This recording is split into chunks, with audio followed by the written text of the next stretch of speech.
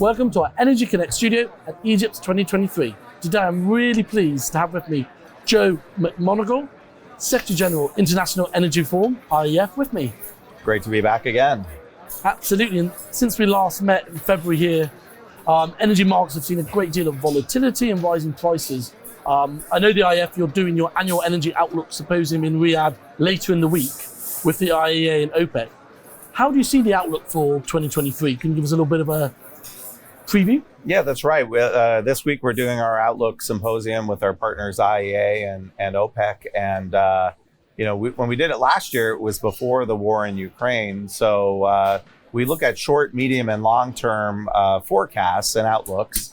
And the short-term forecasts we had to throw out the window because the war started and sanctions and physical energy disruptions. So we've been through that for most of this year. I think 2023 is also going to have some uncertainty. I think there's still uncertainty, I think, on the demand side. Maybe not anymore with China, because China seems to be not just recovering, but with the post-zero COVID policy, I think demand is kind of sharply spiking.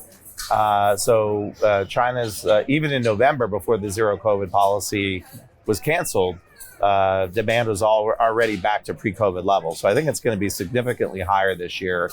But there's still, I think, uncertainty about the global economy and what may happen vis-a-vis recessions or economic gloom, that whole narrative. Now, it looks like, the IMF and World Bank and other similar, even banks are now readjusting their forecasts. So the growth is still slowing, but not as bad as I think people thought. But I still think there's a question mark about demand. On the supply side, I think we already know we're going to still be in a supply deficit this year. And, look, demand is already back globally to pre-COVID levels, but supply is only about 97%. I think most people assume the gap is OPEC or OPEC plus. It's not. Half of that supply gap is from my own country in the United States. And I think OPEC and OPEC plus countries will deliver on what they say they're going to do. It's the non-OPEC countries in the US and other big non-OPEC producers that we have to be watching. And it all comes down to the same issue, investment.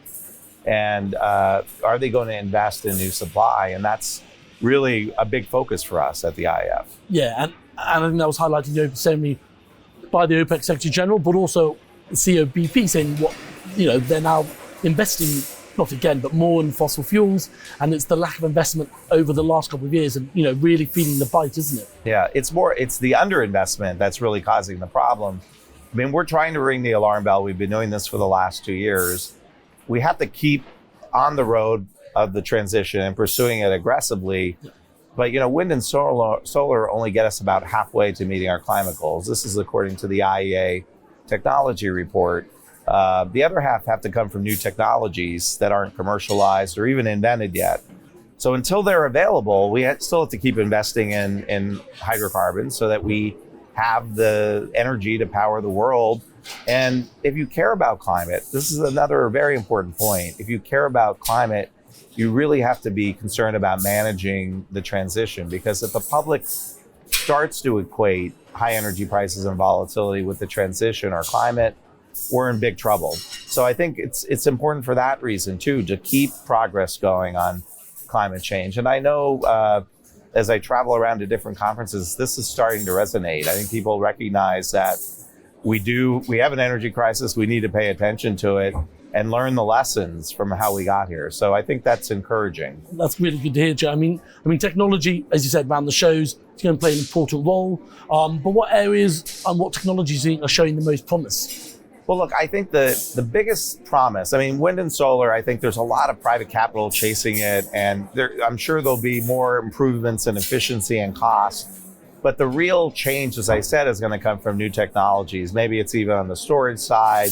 Hydrogen is definitely, I think, in no small measure, thanks to the leadership of the EU, which has really galvanized, I think, the global focus on hydrogen. And then CCUS and the circular carbon economy, which, by the way, Saudi Arabia is also doing a lot on and providing a lot of leadership on. And I think, this is how we solve the climate crisis. And I think governments around the world, I think if there's limited funds available in their budgets, have to be investing in clean energy R&D. But on the technology side, this, in my view, is where the Googles of the future are going to come from. There's so much opportunity here. It's not just good for the planet. I think it's good for economic prosperity and for innovation. Yeah, and hopefully we'll see that here and obviously on the panels as well. The energy crisis has prompted when you focus on energy security. You hear that all the time, but how is this impacting the progress of energy transition? And is it something that should have been looked at more and sort of got forgotten? Well, yeah, energy security is now back in vogue, if you will. It was something that was kind of whispered at conferences before, but now it's talked about on the podium, which is a good thing. I think the answer to your question is we have to do both. We have to keep pursuing energy security as a globe. It can't be a zero-sum game where some country can buy it at the expense of others. And I'm afraid we've seen some evidence of that in global gas markets this past year. It's a global energy security issue. And we have to do both. We have to keep pursuing energy security while we're doing the transition. And if we invest in hydrocarbons, we can do it. There's already a lot of private capital chasing clean energy. We need more money, I think, in the energy technology side to have some of these big breakthroughs that we need. But I'm excited about the future, and I do think, as I said, we, in the tech area, we saw these big companies create out of this is going to happen too, I think, in the energy tech sector. Oh, well, really look forward to looking out for that, Joe. And just as we end, we're obviously here at EGYPS 2023, and they announced that they're going to, update the name, evolve to the Egypt Energy Show. What do you think about that and sort of where it's taking us? Yeah, I think it's a great idea. It's really additive. It's not really taking away from anything, and it's just recognizing that there's so much that goes into energy, and we need all these sources to power the world economy. And the IEF was pleased to sign a MOU with the East Med Gas Forum, which is headquartered here in Cairo, and Egypt is one of the founding members, to really coordinate more and work together and collaborate on energy security, natural gas as a bridge fuel, and other topics. So we're excited about that, and we did that just today. Well, that's great to hear about that, and we'll read about that tomorrow. And all the best for later in the week, and we'll look out for what comes out of your outlook for 2023. Thanks very much.